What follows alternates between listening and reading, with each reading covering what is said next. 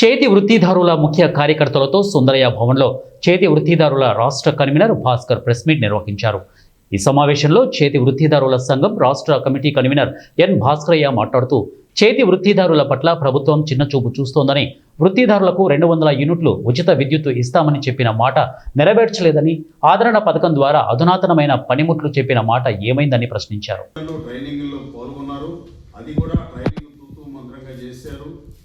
ఏ ఒక్కరికి కూడా 2 లక్షల రూపాయలు రుణాలు ఈ రాష్ట్రంలో ఇవ్వలేదు. ఇది చాలా దుర్మార్గమైన విషయం.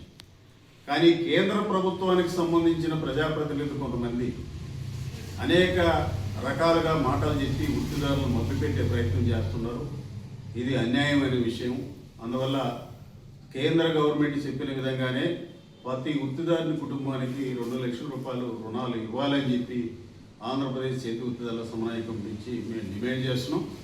అదేవిధంగా రాష్ట్ర ప్రభుత్వం ఈరోజు రాష్ట్ర ప్రభుత్వం చెప్పేటటువంటి మాటలు 47,000 కోట్ల రూపాయలు వృత్తిదారులకి బీసీలకి బడ్జెట్ కేటాయించామని చెప్తున్నారు. చెప్పారు కూడా, వాస్తవమని అనిపిస్తుంది.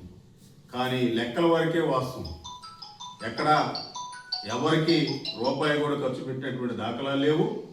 ఈ 47,000 కోట్ల రూపాయల బడ్జెట్లో ప్రభుత్వం ఏదో ఒక స్కీమ్ పెడితే ఆ స్కీమ్లో లెక్కేసి బీసీలో ఇది ఎంత ఖర్చు పెట్టామని చెప్పి మా దానికి చూపించే ప్రయత్నం చేస్తున్నారు. ఇది అన్యాయం.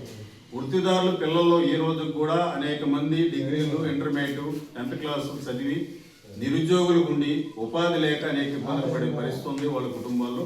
మరి వృత్తిదారుల పిల్లలకి స్కిల్ డెవలప్మెంట్ ద్వారా ఒక 1000 కోట్లు 2,000 కోట్లు కేటాయించి ఉపాధి కల్పించే ప్రయత్నం చేయాలి. 5,000 కోట్ల రూపాయలతో 5 సంవత్సరాల కాలంలో ఉపాధి కల్పించే విధంగా అధునాతనమైన పరికరాలు ఇస్తామని చెప్పి చంద్రబాబు నాయుడు గారు చెప్పారు. 10,000 కోట్ల రూపాయలతో వృత్తిదారుల పిల్లలకి నీకు స్కిల్ డెవలప్మెంట్ ద్వారా ఉపాధి కల్పించే ప్రయత్నం చేస్తామని చెప్పారు. కానీ ఇది మాటల వరకే పరిమితం దాకా ఏ ఒక్క రూపాయి ఖర్చు పెట్టలేదు. ఏ ఒక్క వృత్తిదారుల కుటుంబంలో ఉండే బిడ్డ కానీ వృత్తిదారుడు కానీ ఈరోజు ఉపాధి పొందినటువంటి పరిస్థితి లేదు. ఇది చాలా అన్యాయము. 1000 కోట్ల రూపాయలు ఆదరణ పథకం కింద కేటాయించామని చెప్పారు. ఆ 1000 కోట్ల రూపాయల్లో రూపాయి కూడా ఖర్చు పెట్టలేదు.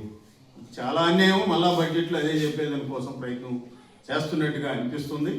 ఇది అన్యాయమైన విషయం. 56 కార్పొరేషన్లు, 139 కులాలకు సంబంధించినటువంటి కార్పొరేషన్లు,